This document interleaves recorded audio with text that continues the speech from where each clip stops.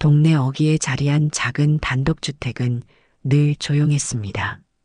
담벼락에 핀 담쟁이 덩굴조차 주인 없는 집처럼 무성하게 자라났고 대문은 항상 살짝 열려 있었죠. 이곳에 사는 정만수 할아버지는 동네에서 정씨 영감님으로 통하는 조용한 노인이었어요.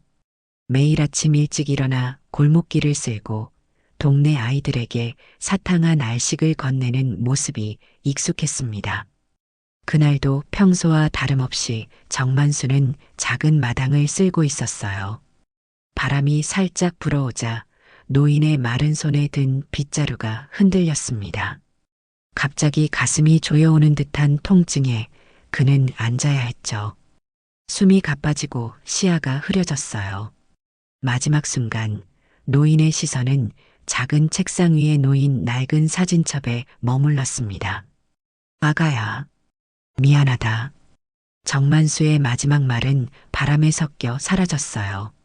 동네 사람들이 노인의 부재를 알아차린 건 이틀이 지난 후였습니다. 김복지사가 정기 방문을 위해 문을 두드렸을 때 대답은 돌아오지 않았죠. 결국 소방서의 도움으로 들어간 집에서 그들은 마당에 쓰러진 정만수를 발견했어요. 가족이 있나요? 구급대원의 물음에 김복지사는 고개를 저었습니다. 없어요. 혼자 사셨죠? 가족에 대해 물으면 항상 난 혼자라고만 하셨어요. 정만수의 장례는 구청의 지원과 동네 주민들의 정성으로 작게 치러지기로 했습니다. 동네 어르신들은 십시일반 돈을 모았고 김복지사는 정만수가 평소 다니던 교회에 연락해 장례식장을 마련했어요. 비록 피 한 방울 섞이지 않은 이웃들이었지만 오랜 세월 정만수와 나눈 정이 있었죠. 장례식 당일 작은 장례식장은 예상보다 많은 사람들로 채워졌습니다. 정만수의 영정사진은 오래된 주민등록증 사진을 확대한 것이었어요. 굵은 윤곽의 얼굴에 살짝 미소 짓는 모습이 담겨 있었죠. 조용했던 삶처럼 정만수의 떠남도 고요했습니다. 하지만 누구도 예상치 못한 일이 벌어졌어요. 조문객들이 하나둘 자리를 떠나갈 무렵 장례식장 문이 열리며 한 여성이 들어섰습니다. 30 초반으로 보이는 그 여성은 검은 옷을 입긴 했지만 정식 조문 복장은 아니었어요. 약간 헝클어진 머리와 당황한 표정이 역력했죠. 여성은 입구에서 잠시 서성이다가 영정사진 앞으로 다가갔습니다. 모두의 시선이 그녀에게 쏠렸어요. 그녀는 사진을 뚫어지게 바라보았고 천천히 눈물이 그녀의 뺨을 타고 흘러내렸죠. 저기, 김복지사가 조심스레 다가갔습니다. 혹시 고인을 아는 분인가요? 여성은 고개를 들어 사람들을 둘러보았어요. 그리고 떨리는 목소리로 말했습니다. 이 사람이 제 아버지인데요. 장례식장의 공기가 얼어붙었습니다. 모든 시선이 여성에게 쏠렸어요. 김복지사는 입을 벌렸다 다물기를 반복하며 무슨 말을 해야 할지 몰라 했죠. 제일 먼저 정신을 차린 건 옆 동네에 살던 박씨 할머니였습니다. 아이고, 무슨 말도 안 되는 소리를 하는 거야. 정만수 씨는 평생 혼자 살았어. 가족이 없다고 늘 말했단 말이야. 여성은 고개를 저었어요. 눈물이 맺힌 눈으로 다시 한번 영정 사진을 응시했습니다. 저는 서지은이라고 합니다. 이분이 제 아버지가 맞아요. 제가 태어나고 얼마 되지 않아 어머니와 헤어지셨대요. 어머니도 몇 년 전에 돌아가셨고 서지은의 목소리가 흔들렸습니다. 그녀는 작은 가방에서 노란 봉투를 꺼냈어요. 오래된 사진과 종이들이 담겨 있었죠. 떨리는 손으로 그중 한 장을 꺼내 김복지사에게 내밀었습니다. 이게 아버지와 어머니의 사진이에요. 결혼식은 올리지 못했지만 함께 찍은 사진입니다.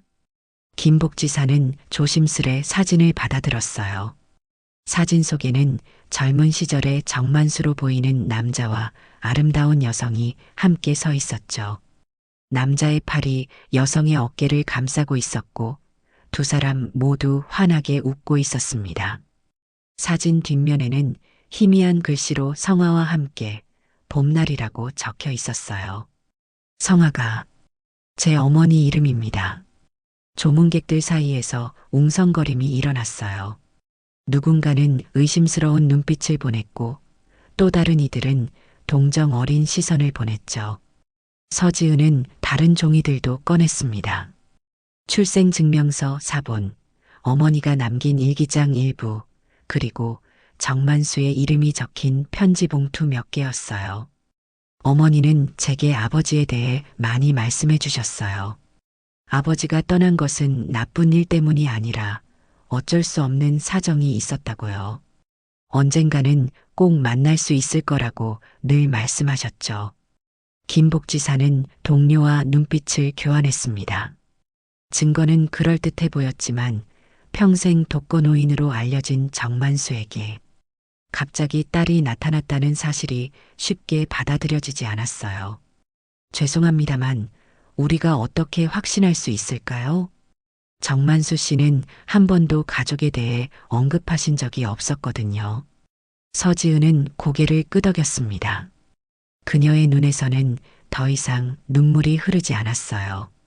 대신 결연한 표정이 자리 잡았죠. 제가 그의 집에 가봐도 될까요? 아버지의 흔적을 직접 찾고 싶어요. 잠시 망설이던 김복지사는 결국 고개를 끄덕였습니다.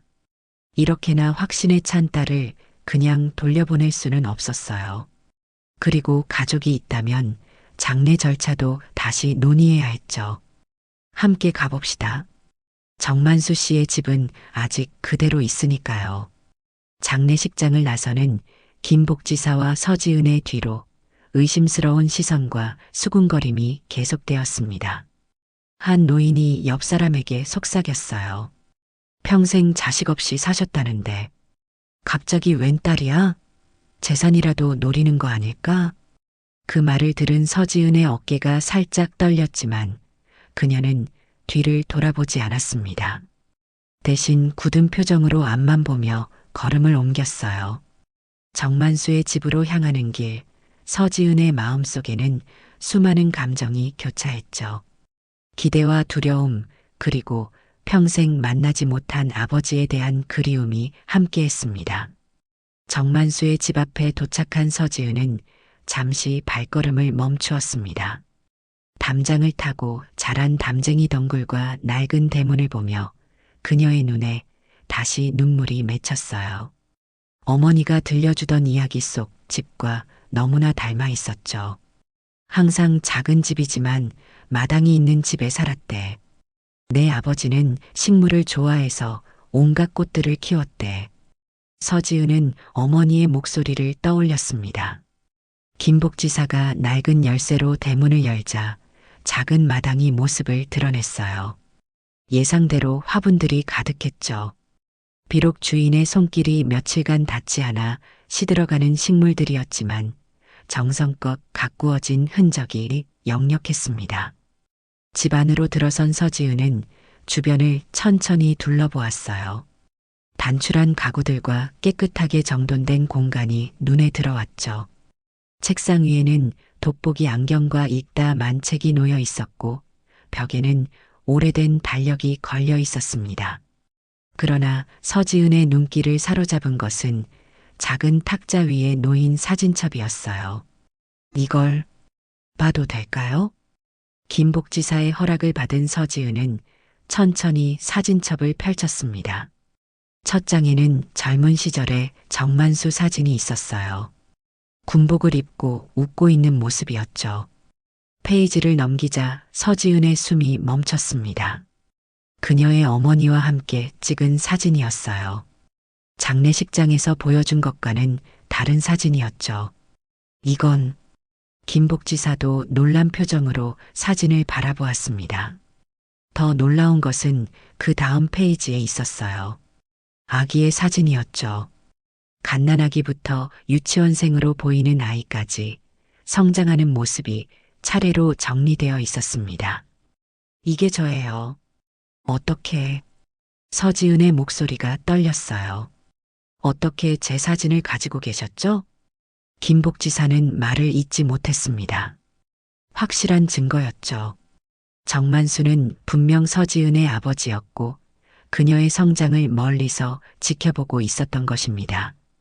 사진첩의 마지막 페이지에는 성인이 된 서지은의 모습이 있었어요. 대학 졸업식으로 보이는 사진이었죠. 서지은이 방안을 더 살펴보기 시작했습니다. 서랍장을 열자 정리된 편지들이 나왔어요. 모두 지은에게라고 쓰여 있었지만 보내지 않은 편지들이었죠. 서지은은 떨리는 손으로 그중 하나를 펼쳤습니다. 사랑하는 딸 지은아, 오늘은 내 20번째 생일이구나. 어른이 된 너를 직접 보지 못해 아빠는 너무 서운하다. 하지만 내가 건강하게 자라고 있다는 소식을 들으니 그것만으로도 감사한 마음이 든다. 서지은은 더 이상 읽지 못하고 편지를 내려놓았어요. 왜 아버지는 자신을 찾아오지 않았을까? 왜 이런 글들을 보내지 않았을까? 수많은 의문이 그녀의 머릿속을 맴돌았습니다. 김복지사가 조심스럽게 다가왔어요. 서랍 아래쪽도 확인해 보세요. 정만수 씨는 종종 중요한 것들을 숨겨두곤 했거든요. 서지은은 서랍 깊숙이 손을 넣어 더듬었습니다. 무언가 딱딱한 것이 손에 잡혔어요. 작은 나무 상자였죠.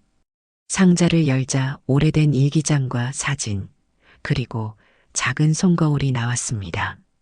이건 제 어릴 적 손거울이에요. 어머니가 잃어버렸다고 했는데. 서지은은 일기장을 조심스럽게 펼쳤어요. 첫 페이지에는 정만수의 단정한 글씨로 이렇게 적혀 있었죠. 내 딸 지은이에게 언젠가 이 글을 읽게 된다면 아빠가 너를 얼마나 사랑했는지 알아주기를. 서지은은 아버지의 일기장을 한 장 한 장 읽어 내려갔습니다. 눈물이 그녀의 뺨을 타고 흘러내렸지만 멈출 수 없었어요. 일기장에는 정만수의 삶이 그리고 딸에 대한 그리움이 고스란히 담겨 있었죠. 오늘은 지은이의 5번째 생일이다. 성화에게 몰래 전화해서 지은이가 어떻게 지내는지 물어보았다. 유치원에서 친구들과 생일 파티를 했다고 한다. 내가 선물해준 인형을 좋아한다고 했다.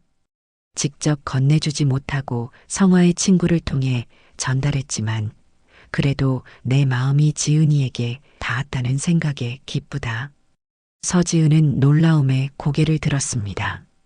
인형이요? 분홍색 토끼 인형 말인가요? 김복지사는 어깨를 으쓱했어요. 저는 모르겠지만 계속 읽어보세요. 서지은은 다시 일기장에 집중했습니다. 페이지를 넘길수록 아버지의 마음이 더 깊이 느껴졌어요. 오늘 지은이가 다니는 초등학교 앞에서 멀리 지켜보았다. 이제 키가 많이 컸구나. 머리를 양쪽으로 묶은 모습이 너무 예뻤다. 다가가고 싶었지만 그럴 수 없었다. 성아와의 약속이 있으니까. 지은이가 행복하게 자라는 것, 그것만으로 만족해야지. 서지은의 손이 떨렸습니다.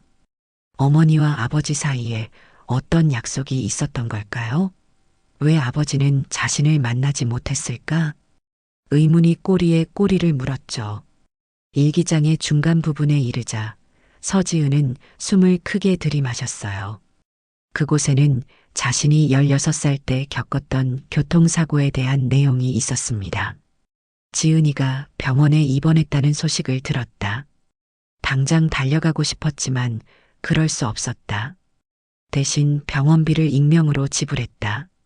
성화가 의아해할지도 모르지만 어쩔 수 없었다. 내 딸이 아프다는데 어떻게 가만히 있을 수 있겠나. 의사 말로는 곧 회복될 거라고 했다. 오늘 밤엔 병원 근처에서 밤을 새울 생각이다. 서지은은 기억을 더듬었어요. 그때 병원비가 어떻게 해결되었는지 어머니는 명확히 설명하지 않았죠. 그저 도움을 주는 사람이 있다고만 했었습니다. 김복지사가 서지은의 어깨에 손을 올렸어요. 괜찮으세요? 너무 무리하지 마세요. 서지은은 고개를 저었습니다. 아니에요. 계속 읽어야 해요. 아버지가 왜 저를 만나지 않았는지 알고 싶어요. 그녀는 일기장의 뒷부분으로 넘어갔어요. 최근의 기록들이었죠. 글씨체가 많이 흔들렸고 노년의 떨림이 느껴졌습니다. 오늘 길에서 지은이를 우연히 마주쳤다. 나를 알아보지 못했지만 그래도 잠시나마 가까이서 볼 수 있어 행복했다. 참 예쁘게 자랐구나. 이제 훌륭한 어른이 되었다. 내가 자랑스럽다고 말해주고 싶었지만 이제 와서 무슨 소용이겠나. 다만 언젠가 내가 떠난 후에라도 지은이가 진실을 알게 된다면 아빠가 항상 널 지켜보고 있었다는 것을 알아줬으면 좋겠다. 마지막 페이지에는 일주일 전 날짜로 짧은 글이 적혀 있었어요. 가슴이 자주 아프다. 의사는 시간이 얼마 남지 않았다고 했다. 지은이에게 모든 것을 물려주고 싶지만 이미 늦었을지도 모른다. 그래도 변호사에게 유언장은 남겼다. 언젠가 지은이가 찾아온다면 내 마음을 알아주길. 서지은은 일기장을 가슴에 안았습니다. 아버지의 마지막 마음이 고스란히 전해지는 것 같았어요. 이제 그녀는 알았죠. 아버지는 평생 자신을 지켜보고 있었다는 것을, 그리고 그것은 무언가의 약속 때문이었다는 것을. 서지은은 벽에 걸린 오래된 사진들을 하나씩 살펴보았습니다. 그중 한 장은 젊은 시절 정만수와 다른 남자가 함께 찍은 사진이었어요. 두 사람은 병원 앞에서 의사 가운을 입고 활짝 웃고 있었죠. 이분이 의사셨나요? 서지은이 김복지사에게 물었습니다. 김복지사는 사진을 가까이 들여다보았어요. 아니요, 정만수 씨는 병원 행정직으로 일하셨던 걸로 알고 있어요. 약국에서도 일하신 적이 있고요. 서지은은 사진첩을 더 찾아보았습니다. 아버지의 과거가 조금씩 모습을 드러내기 시작했어요. 그러다 한 서랍에서 낡은 신문 스크랩을 발견했죠. 신문에는 약 30년 전 큰 병원에서 발생한 약품 분실 사건이 실려 있었습니다. 병원 행정직 직원 정모 씨, 항암제 유출 혐의로 수배 중. 이게 무슨... 서지은의 목소리가 떨렸어요. 김복지사가 놀란 표정으로 다가왔습니다. 그런 일이 있었군요. 정만수 씨가 왜 이 기사를 가지고 있었을까요? 그 순간 현관문 종소리가 울렸어요. 김복지사가 문을 열자 정장을 입은 중년 남성이 서 있었죠. 안녕하세요. 박태우 변호사입니다. 정만수 씨의 법적 대리인이에요. 서지은은 일기장에 언급된 변호사가 생각났습니다. 변호사는 서지은을 보자 잠시 놀란 듯 했지만 이내 침착하게 말을 이었어요. 서지은 씨가 맞으신가요? 정만수 씨께서 유언장을 남기셨습니다. 찾아오실 거라 믿고 계셨어요. 세 사람은 작은 거실에 앉았습니다. 변호사는 공식적인 서류들을 꺼내 놓았어요. 서지은은 깊은 숨을 들이마시며 차분히 기다렸죠. 정만수 씨는 모든 재산을 유일한 자녀인 서지은 씨에게 남기셨습니다. 재산 목록은 여기 있습니다만 그것보다 더 중요한 것은 변호사는 봉인된 편지 봉투를 꺼냈어요. 이 편지입니다. 정만수 씨께서 직접 쓰신 거예요. 서지은은 떨리는 손으로 편지를 받았습니다. 봉투 위에는 단정한 글씨체로 내 딸 지은에게라고 쓰여 있었어요. 조심스럽게 봉투를 뜯은 서지은은 편지를 펼쳤죠. 사랑하는 딸 지은아, 내가 이 편지를 읽고 있다면 나는 이미 세상을 떠났겠구나. 그리고 너는 드디어 진실을 알게 되었을 거야. 왜 아빠가 내 곁에 있어주지 못했는지, 왜 멀리서만 지켜볼 수밖에 없었는지. 내가 젊었을 때 병원에서 일하던 시절이야. 내가 일하던 병원에서 비싼 항암제가 자주 사라지는 일이 있었어. 어느 날 우연히 내 상관이 그 약품을 빼돌리는 현장을 목격했지. 하지만 증거가 없었고 오히려 내가 누명을 쓰게 되었어. 경찰이 나를 찾고 있을 때 난 도망쳐야 했단다.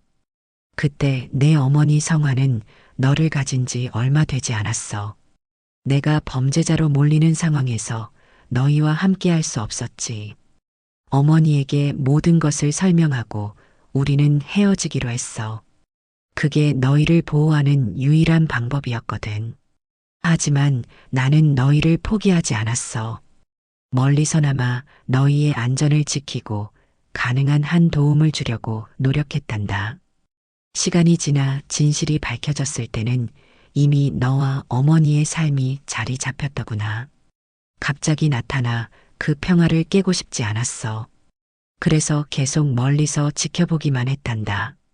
서지은의 눈에서 눈물이 떨어져 편지를 적셨습니다. 그녀는 잠시 읽기를 멈추고 숨을 고르고 다시 시작했어요. 성화와는 약속했어. 내가 20살이 될 때까지는 내 존재를 알리지 않기로. 그 이후에는 내가 직접 너를 찾아가겠다고 했지. 하지만 어머니가 갑자기 세상을 떠났고 난 그 약속을 지켜야 한다고 생각했단다. 너에게 갑자기 나타날 용기도 없었어. 어떤 말로 이 세월을 설명할 수 있을까 두려웠거든. 항상 멀리서 너를 지켜보는 것만으로도 행복했다. 내가 학교에 다니는 모습, 대학에 입학하는 모습, 첫 직장에 취직하는 모습까지 모든 순간을 놓치지 않으려고 했어.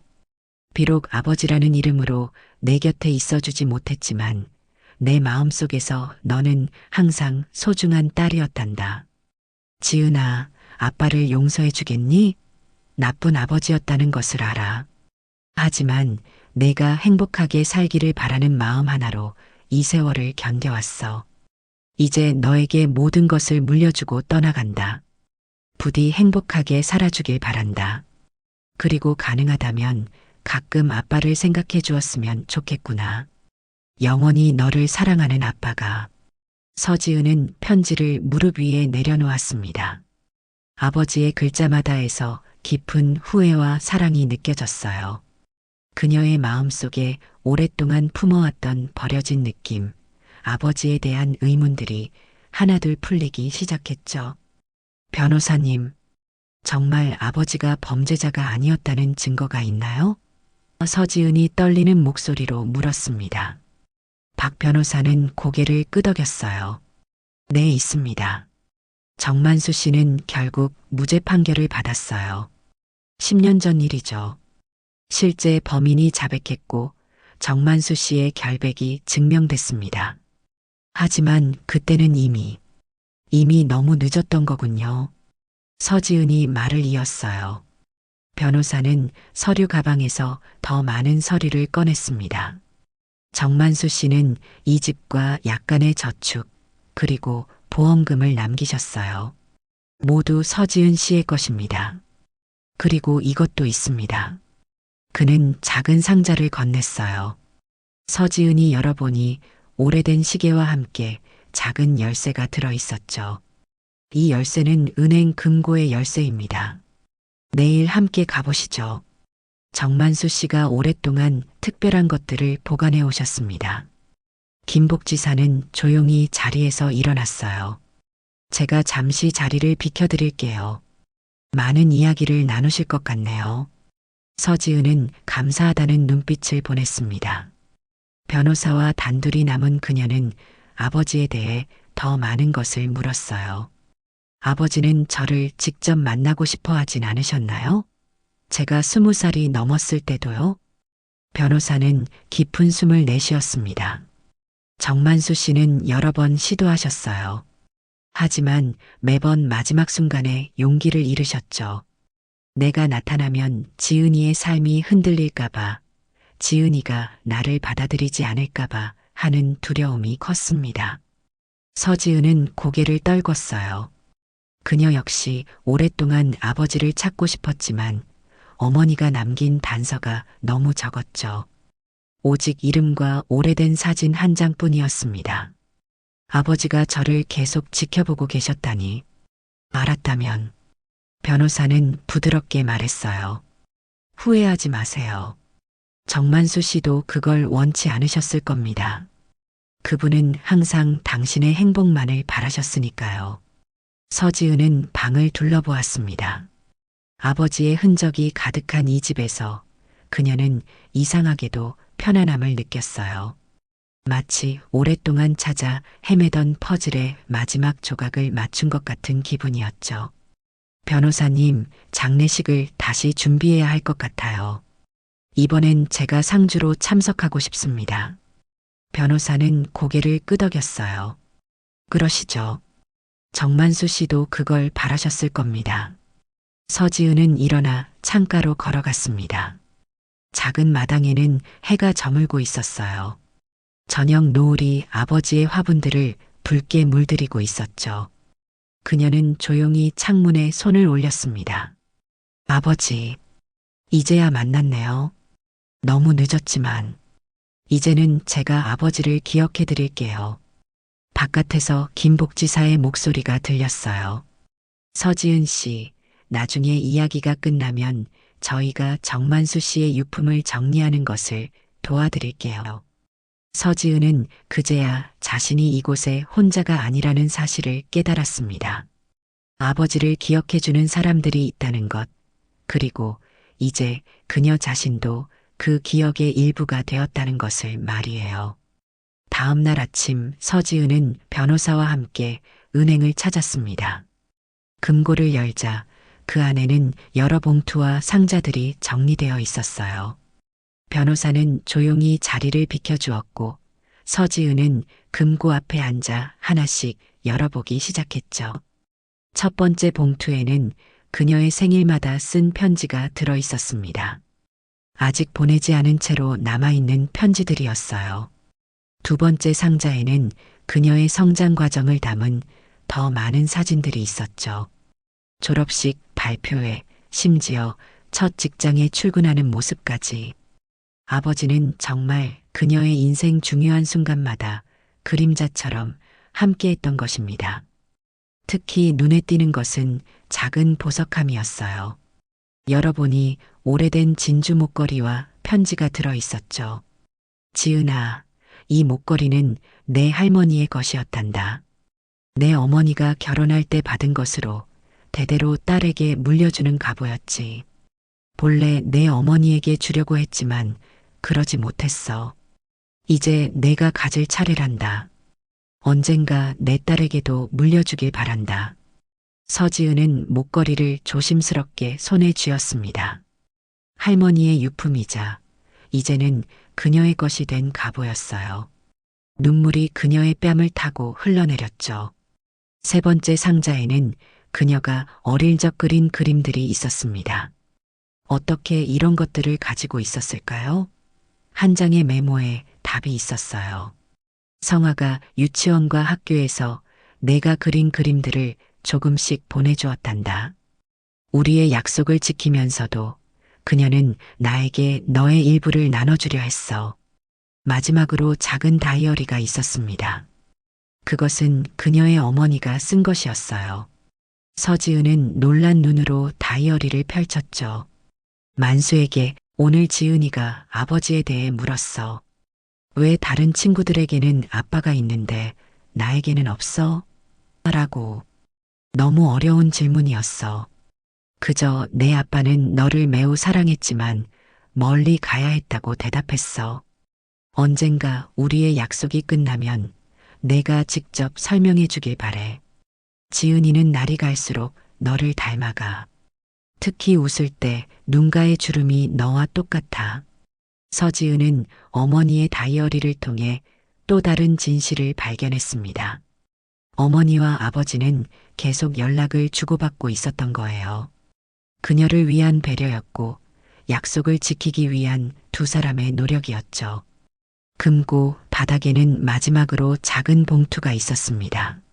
서지은이 열어보니 병원 영수증과 의사의 진단서였어요. 아버지는 오래전부터 심장 질환을 앓고 있었고 최근에는 상태가 많이 악화되어 있었죠. 수술이 필요하지만 환자가 거부함이라는 메모가 있었습니다. 왜 아버지는 치료를 거부했을까요? 그 답도 작은 메모에 있었어요. 수술비는 지은이의 미래를 위해 남겨두어야 한다. 내 시간은 이미 충분했다. 서지은은 더 이상 눈물을 참을 수 없었습니다. 아버지는 자신의 치료비조차 그녀를 위해 아끼고 있었던 거였어요. 그녀는 금고의 물건들을 조심스럽게 가방에 담았죠. 이것들은 이제 그녀의 소중한 보물이 되었습니다. 은행을 나오자 변호사가 다가왔어요. 괜찮으세요? 서지은은 고개를 끄덕였습니다. 네, 이제 많은 것을 알게 되었어요. 장례식을 다시 준비하고 싶습니다. 아버지께서 마땅히 받으셔야 할 존경과 사랑으로요. 그날 오후 서지은은 장례식장으로 돌아갔습니다. 이번에는 정식 상주로서요. 김복지사와 동네 주민들은 놀랍게도 그녀를 따뜻하게 맞아주었어요. 아버지의 일기와 유품들을 통해 서지은이 정말 정만수의 딸임이 확인되었고 사람들은 이제 그 사실을 받아들였죠. 서지은은 검은 상복을 입고 영정 사진 앞에 섰습니다. 사진 속 아버지의 눈빛이 그녀를 바라보는 것 같았어요. 그녀는 조용히 말했죠. 아버지, 이제 제가 왔어요. 늦었지만 이제 함께 있을게요. 장례식은 처음보다 훨씬 많은 사람들로 채워졌습니다. 동네 주민들뿐만 아니라 정만수가 일했던 약국의 동료들, 오래된 친구들까지 모였어요. 서지은이 상주로 자리하자 많은 사람들이 다가와 정만수에 대한 이야기를 들려주었죠. 정만수 씨는 항상 조용했지만 누구보다 따뜻한 사람이었어요. 약국에서 일할 때도 어려운 사람들에게 자기 월급으로 약을 사주곤 했죠. 언젠가 제가 아파서 누워있을 때 정만수 씨가 매일 아침 죽을 끓여다 주셨어요. 그때 제게 딸 이야기를 살짝 하셨던 것 같은데 이제 보니 서지은 씨를 말씀하셨던 거였군요. 한 노인은 서지은의 손을 잡고 눈물을 훔쳤어요. 정만수는 항상 사진첩을 가지고 다녔어. 가끔 혼자 있을 때 펼쳐보곤 했지. 그게 다 너였구나. 서지은은 아버지에 대한 이야기를 들을수록 더 많은 것을 알게 되었습니다. 아버지는 조용히 살았지만 많은 사람들에게 사랑과 도움을 주며 살아온 사람이었어요. 그리고 그 모든 순간에 딸에 대한 그리움을 안고 살았죠. 장례식이 끝나갈 무렵 서지은은 앞으로 나와 모인 사람들에게 인사했습니다. 그녀의 목소리는 떨렸지만 굳건했어요. 저는 정만수의 딸 서지은입니다. 아버지를 이제야 만나게 되어 너무 가슴이 아프지만 여러분들이 아버지를 사랑해 주시고 기억해 주셔서 정말 감사합니다. 앞으로 아버지의 딸로서 자랑스럽게 살아가겠습니다. 장례식을 마치고 서지은은 아버지의 유품이 담긴 가방을 들고 정만수의 집으로 돌아왔습니다. 이제 이곳은 그녀의 집이 되었어요. 서지은은 마당의 화분들에 물을 주고 집안을 정리했죠. 아버지가 남긴 공간을 그대로 간직하면서도 조금씩 그녀의 흔적을 더해갔습니다. 저녁이 되자 서지은은 아버지의 책상 앞에 앉았어요. 서랍에서 편지지를 꺼내 천천히 글을 쓰기 시작했죠. 사랑하는 아버지께 이렇게 편지를 쓰는 건 처음이네요. 아버지는 저에게 수많은 편지를 쓰셨는데 이제야 제가 답장을 드립니다. 너무 늦어서 미안해요. 아버지가 저를 얼마나 사랑하셨는지 이제야 알게 되었습니다. 멀리서 지켜보는 것만으로도 행복하셨다니 그 마음이 얼마나 아프셨을까요? 저도 항상 아버지가 그리웠어요. 어머니께서 들려주신 이야기 속의 아버지를 만나고 싶었죠. 이제 저는 아버지의 딸로 살아갈 거예요. 아버지가 남겨주신 사랑과 가르침을 가슴에 품고 자랑스러운 딸이 되겠습니다. 그리고 아버지와 어머니 사이의 약속, 저를 위한 그 헌신에 감사드려요. 어쩌면 우리는 시간이 잘못되었는지도 모릅니다. 조금만 더 일찍, 조금만 더 용기를 내셨더라면. 하지만 이제 후회는 하지 않을게요. 대신 감사할 거예요. 아버지가 계셨기에 비록 멀리서였지만 항상 저를 지켜봐 주셨기에 제가 여기까지 올 수 있었으니까요. 내일은 아버지가 좋아하셨다는 동네 식당에 가볼 거예요. 그곳에서 아버지가 즐겨 드시던 음식을 먹어볼게요. 그리고 매년 아버지의 생신과 기일에는 꼭 아버지가 사랑하셨던 이 집에서 아버지를 기억하겠습니다. 아버지 사랑합니다. 이제는 더 이상 혼자가 아니에요. 저희는 영원히 함께니까요. 딸 지은 올림. 서지은은 편지를 접어 봉투에 넣었습니다. 그리고 영정 사진 앞에 조용히 올려두었어요. 창밖으로는 별이 하나둘 빛나기 시작했죠. 그녀는 창가에 서서 밤하늘을 바라보았습니다. 아버지, 보고 계신가요? 이제 저는 행복해질 거예요. 아버지가 바라셨던 대로요. 다음 날 아침 서지은은 일찍 일어나 아버지의 화분들에 물을 주었습니다. 그리고 마당을 쓸었어요. 마치 아버지가 늘 하던 것처럼. 담장 너머로 이웃 할머니가 반갑게 인사를 건넸죠. 아이고, 정만수 씨 딸이구나. 이제 여기 살 거니? 서지은은 미소 지으며 대답했습니다. 네, 이제 여기가 제 집이에요. 아버지의 자리를 이어갈 거예요. 햇살이 서지은의 얼굴을 비추었습니다. 그녀의 눈가에 미소가 맺혔어요. 정만수를 닮은 미소였죠. 피는 속일 수 없는 법이니까요. 오랜 세월 떨어져 있었지만 결국 부녀는 하나가 되었습니다. 비록 이승과 저승으로 나뉘어 있지만 그들의 마음은 이제 영원히 함께할 테니까요. 이 사람이 제 아버지인데요. 라는 한마디가 모든 것을 변화시켰습니다. 이제 서지은은 아버지의 따뜻한 사랑을 가슴에 품고 새로운 삶을 시작할 준비가 되었어요.